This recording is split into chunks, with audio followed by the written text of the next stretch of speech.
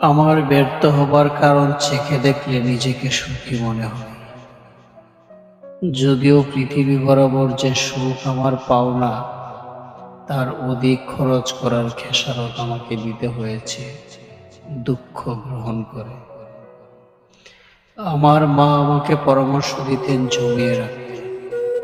সিন্দুকের ভিতরে জিজ্ঞাসা করলে হেসে বলতেন নিজের মধ্যে।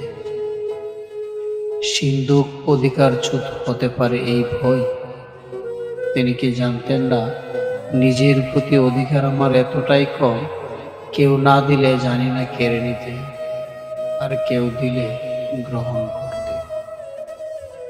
বাবা ইঙ্গিত করতেন বদলে যেতে, বলতেন নক্ষত্ররা স্থান বদল করে, তাদের সন্তানেরা শূন্যস্থান খুঁজতে আসে আর নিতে চায় পিতৃহারার প্রতিশোধ। প্রেমিকা বলেছিল আমার সুখ তাকে ছাড়া অসম্ভব। আমরা দুজন একজন মানুষ হব সন্তানের মধ্য দিয়ে। কিন্তু আমাদের সন্তান না, তারা আমাদের মাধ্যমে আসে বটে, আমাদের থাকে না।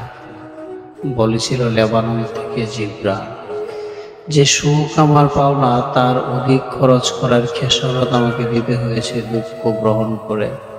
কিন্তু কেউ আমাকে বলেনি যে সুখ আমার পাওনা না, আমি তাও পেতে পারি আত্মার পরিচর্যা করে। অতঃপর বন্টন করি সুখ। যারা উঠতে ভুলে গেছে সেসব পাখির চোখে কাজল এঁকে দেই। হয়তো তারাও জেনে গেছে তাদের পূর্বপুরুষ ছিল সুদীর্ঘ লেজযুক্ত দৌড়বাজ দ্বিপদী প্রাণী।